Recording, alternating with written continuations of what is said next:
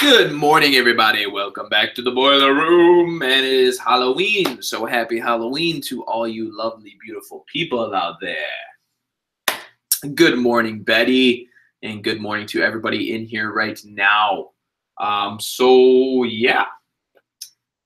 With that being said, it's Halloween. So let's see what the market's going to offer us today. Like, what if it was just happy Halloween and the market just crashed? That would be nuts, right? So what's up, Parker Vlog, Gatlin Vlogs? Good to see you in here. So I got a few things on watch. A few, not a ton. I'm not going to load up my watch list today, but we'll go over this. I'm going to go ahead and start sharing my screen and hop into it so we don't take up any more of your time. As you can see, I'm rocking the hat today. Yes. Okay, cool. So the first one I'm going to keep on watch here for potential long, and it looks kind of weak right now, but I am going to give it a chance. And actually, let me change my studies right now. I'm looking at my swing trading studies, and I don't want that. I want my other stuff on here. Let me a second.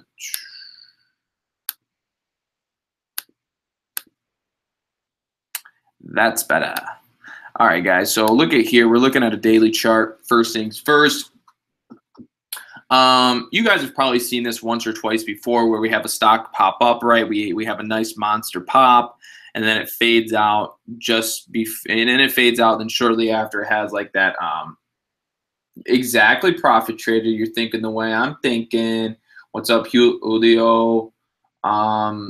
Danny, what's going on with the pumpkin? So here we go. We got TRXEY. I mean, it's plain. I don't want to say it's plain as day, but you guys have seen this just as well as I've seen it in my past and in my trading career, where you'll see a stock pop up, right? We have these stocks that just, they pop up out of nowhere, and then they end up kind of fading down, and next thing you know, they have this like little recovery pop that usually isn't quite as big as the first big move, but it's decent enough to make some profit. Then it usually comes back down, and then it kind of does like one of these, and then next thing you know, it's like, and then it's all the way done, right? That's something we usually see. Now, I do feel that a TRXEY is going to be in play today just because of the day that it had yesterday, right? It kind of grinded. It looks like it finally found its bottom in the 213 area, which if you look at here on the daily chart, right, it popped up, came down, and it just barely broke this 20-day moving average before it started to kind of turn up. So I think right now we're seeing a little bit of a momentum shift, and we could expect to see maybe TRXEY kind of pop and have a pretty good day here.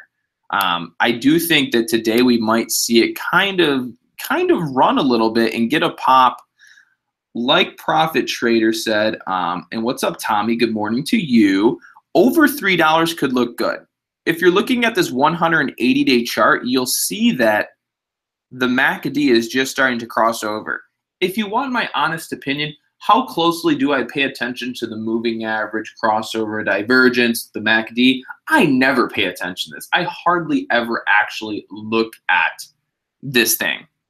Literally, I almost never look at it. But in the hopes that it helps you, if you look at a 180-day chart, you'll see that it's just starting to cross, and we're just starting to get our first sign of green momentum. So that could be a good sign. TRXEY could be, not guaranteeing, could be a good stock to buy over $3, huh?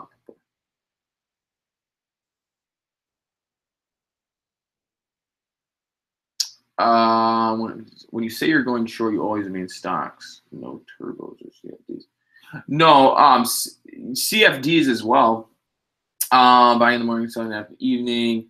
No, I mean, I wouldn't say buying in the morning or selling in the evening. It's really, most of my trades are like a couple seconds to minutes long, honestly. Let's see. So let's hop into a 1-minute chart here. Now, as you can see, it popped up to 316 pre-market, and it came back down, and it just broke through the $3 mark. Okay, what's up, Mitchell? So here's the thing, and I don't know if enough people kind of understand it, is that pre-market, a lot of crazy things can happen because there's such light volume pre-market. There's such light volume in pre-market that the price can jump and it can come down very easily and then it can come back up. Now, with that being said, really, I wouldn't mess with TRXC until it can break up above $3 and hold the $3 mark. So right now we have a pre-market high of 16 cents. That pre-market high could be pretty tough to get to considering that we're already down now 18 cents. But that's the thing, is it's already popped up to 316 and it doesn't seem like it's gonna, in my opinion right now, it doesn't look like it's trying to break over $3 again. And quite frankly, it's very close to putting in a new low pre-market. So honestly, keep TRXC on watch, but don't expect this to be the best play of the day because it doesn't look like it's setting up to be a very great play right now. This is kind of just wishy-washy, right in the middle right now. So again, just keep it on watch. It could go both ways at this point. All right, so that was my first one. Second one now is XNET. This one was on watch yesterday. This one's still on watch today for a potential short. I would like to potentially short XNET below 950 right here, below 950. Why did I choose 950? Because 950 is the pivot point of yesterday's high of day, which is right here, right? So you could expect that if, in fact, XNET makes its way down to 950, it might hold its ground and you might see a little bit of a bounce play. So that's why I'm projecting that if it can make its way down to 950 and break through 950, it could be a good short opportunity simply because 950 is the previous high of day or its pivot point for yesterday's high.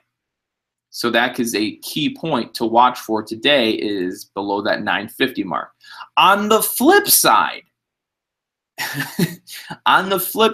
XNET could be a good play over $10, right? But as of right now, it's right in the middle of this channel with no clear direction. So it's one to keep on watch. It may not have any clear signs of what it's going to do right out of the gate. So it is worth keeping it on watch. But why am I more short bias than long bias? Simply because it's daily chart. It's very extended. It's had a great run, and it hasn't really experienced a major pullback within the past couple days. So you could expect that XNET is going to have a good pullback here fairly soon.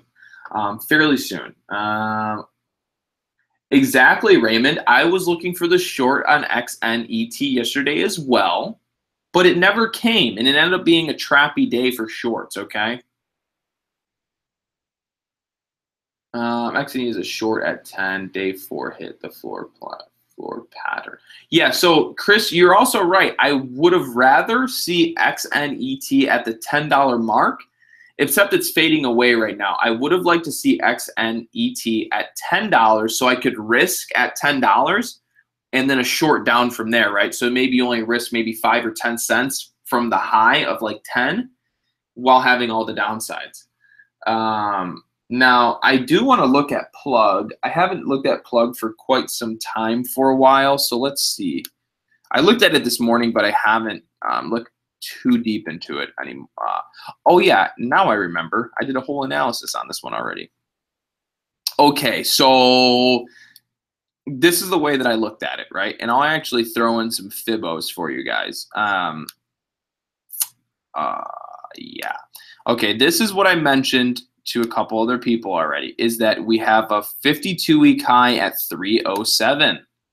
And I think we even popped up that high today. What did we get to? What was the high today?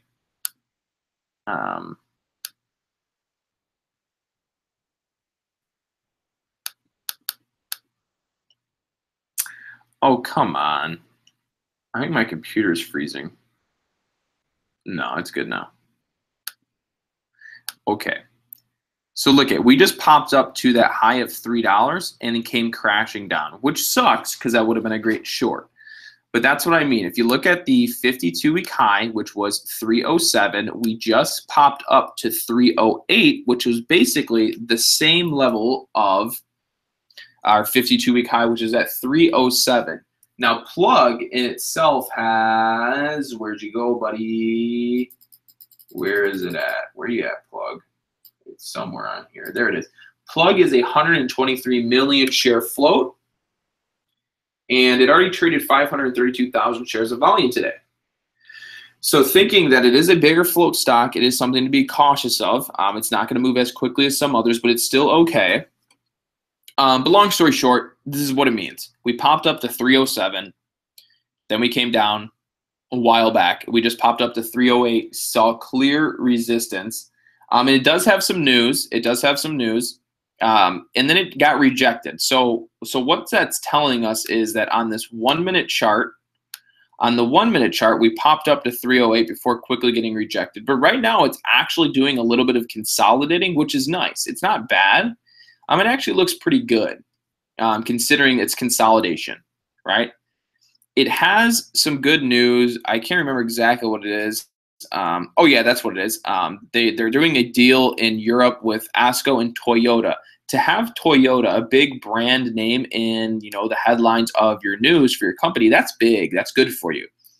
And that's exactly what happened. We've seen this huge price jump because of the news. So today, it would be nice to see this over $3 again, but based on this little chart pattern, that's just it. Actually, I'm not even going to do that. The only way I like this is over $3. I would play this over $3. The only issue I have with that is once we pop 3, we're going to see a potential resistance or big selling at 308. So you do have the possibility for a quick 8-cent scalp over $3 or 5-6 cent scalp over $3 before you might run into resistance at the 308 level. But hopefully there's enough volume and enough traders to just push it right past 308. But I wouldn't touch plug or PLUG until it breaks $3 because then you're just setting yourself up to buy right before resistance.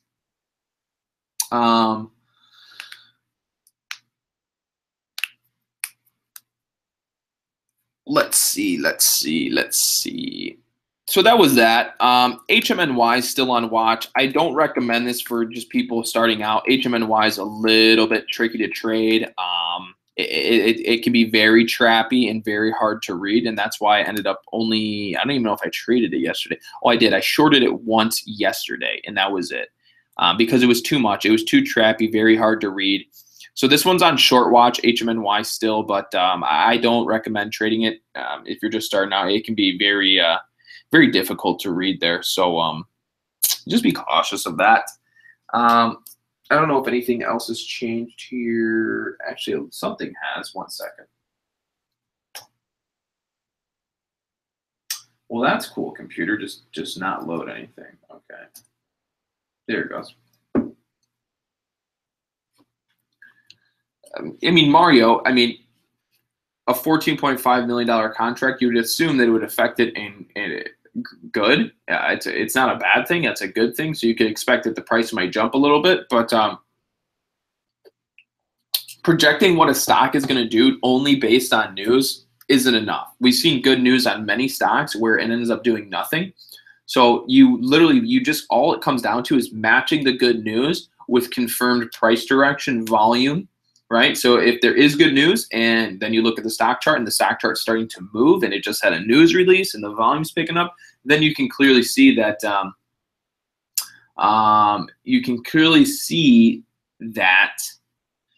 it's moving because of the news. Yeah, Connor, I'm definitely, I need to do something here with the new computer, get this stuff a little bit better. Don, we already went over TRXEY. If you go back to the beginning of the video, you'll be able to see it. We went over that one already. So HMNY is on watch here.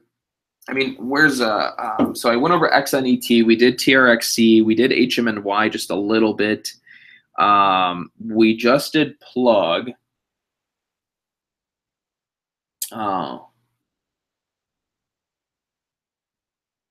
NVAX. NVAX had some news here, but it's such a big float. I wouldn't even mess with it. I'm trying to think. I mean, we could look at AMD real quick. I don't even want to look at AMD, honestly. This is one of those days where it's just like a headache, honestly. So I'm only going to keep a few on watch. So let's see. Oh, yeah, you know what? Let's look at that. Let's look at the swing trades that I mentioned, guys. So for those of you that love swing trading or want to swing trade, I took a position on this one. I took a position on SD. I know it's a light volume stock. I get it. I know. But look at this trend it was following. I mean, it's clear as day, right? Look at boom, boom. Look at this resistance on the top. We drop. We hit this trend line. We put in our first bottom. Then we go up. So now we have a clear resistance point. You can draw that resistance line. And then we come back down, and now we have a trend, right? So I draw a trend line. And next thing you know, I take a position just yesterday on the break over the $18 mark, as I had stated would potentially be a good entry. So now I'm on a position over $18 on SD right before earnings. I took a small position because of the earnings. If the earnings are bad, then I'll just get out. But if the earnings are good, I'll add to my size. Now, another one that I mentioned, yeah, I didn't really do a video about it. Oricon. It was all in. It was all in my Facebook group. So for those of you, that don't know, I have a Facebook group for the boiler room. The link is below. I will usually post pictures of like swing trade ideas that I have, or different, like, you know, different swing trades or just stock. All it is stuff about stocks, right? That's all my Facebook group is. There's nobody else that can even comment in it, or nobody else that can post in it. It's simply just my recommendations of what I'm posting. So go ahead and follow that link, and you'll see just a couple days back, I mentioned something about SD, and I mentioned something about BGNE. BGNE, look at this, okay?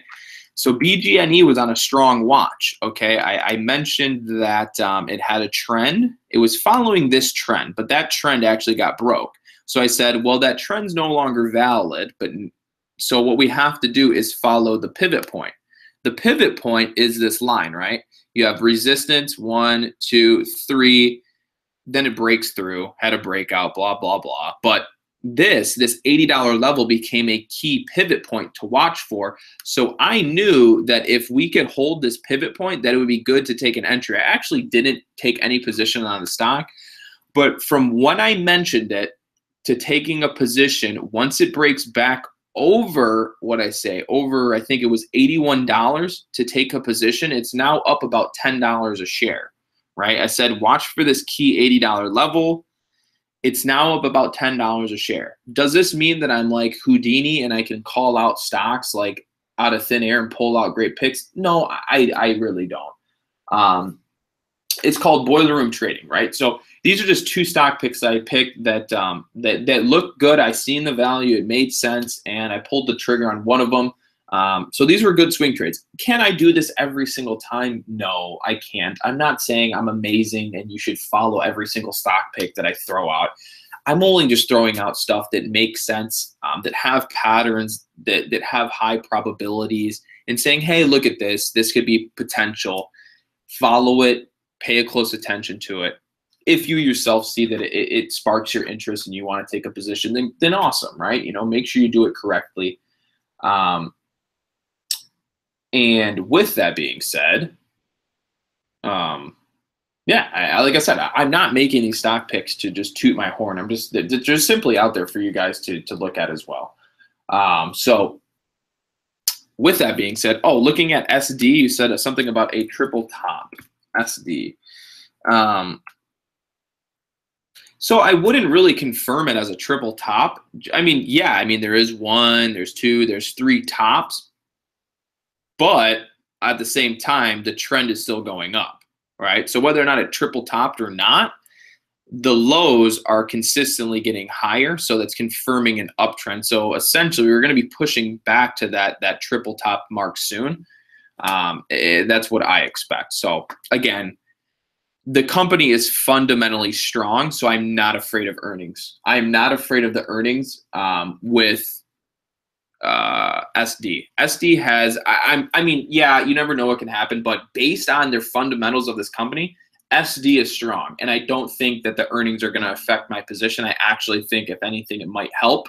But, you know, I really don't see them, their earnings getting affected. This company, if you look at their fundamentals, their EPS ratio is phenomenal. Their return on investment, their return on assets, I mean, their yearly, how much they're up over the year, their debt equity ratio is phenomenal. It's like, it's a fundamentally sound company, so I'm not too concerned or worried about the earnings report. When the companies aren't fundamentally sound and don't have strong fundamentals, where you can see their price per book ratio, their EPS, and all this stuff is down, then you want to be a little bit more concerned with the earnings report, right? What time is it? I don't even know. Oh, it's 9:10. Okay, okay. So, let's see. If you want my honest, quick opinion on Fitbit, I hate Fitbit. I really do. I don't think that company's going anywhere anytime soon. They had a cool product, but I don't really, I mean, I haven't kept up on them enough, but from what I've read and from what I know, their technological advances, like how much further can you go in the watch game? I don't know. I really don't know. I don't think they're the greatest in the world. NVAX, it seems like people are mentioning this one quite often. Let me take a quick peek ski. It's so hard to say. It really is. NVAX only has 210,000. You know, I really don't know. I mean, if I had to give you my honest opinion, I don't know. I don't like this long upper wick. I don't like the chart pattern right now. It seems pretty weak, fluffy to me. There's just not enough there for me to really like it. I mean, that's kind of just it, you know. So I know that probably didn't help you much, ditto. But yeah, it doesn't, for me, it doesn't really do much. IMGN, it's really choppy based on these patterns. Well, it did just kind of bottom out there a little bit. Oh, what's another good one? What was I looking at earlier? Hold on. Shit.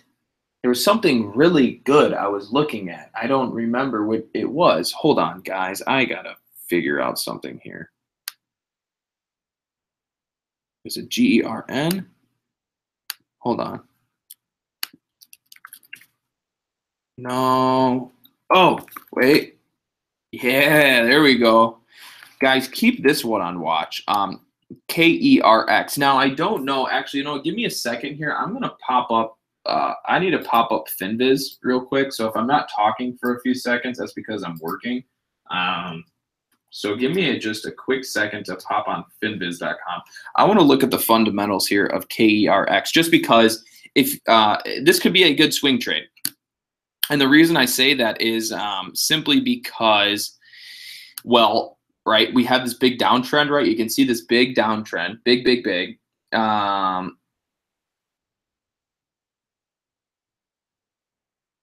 Yeah, so sorry.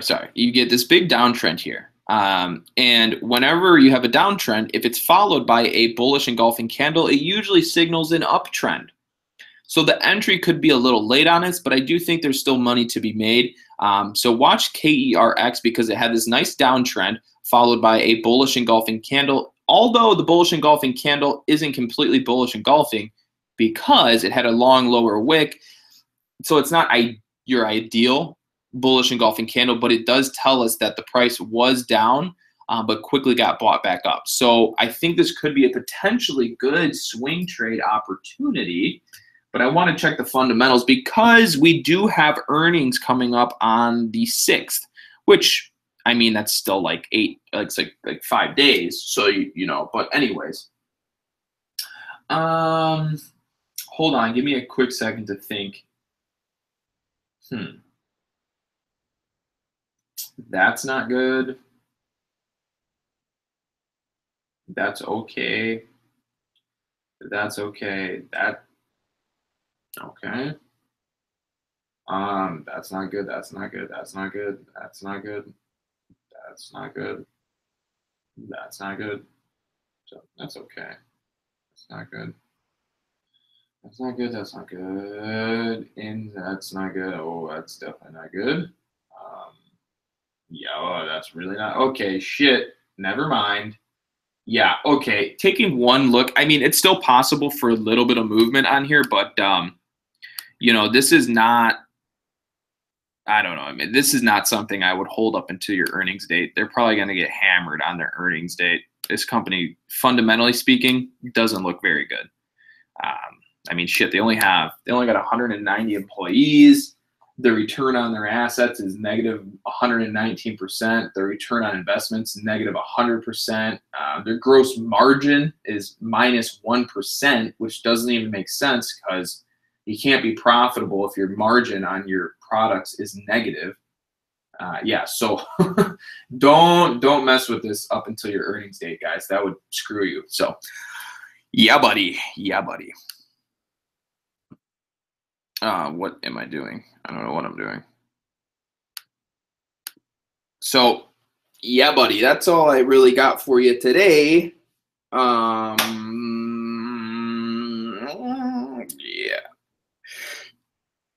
Yeah. Well, so there's a lot of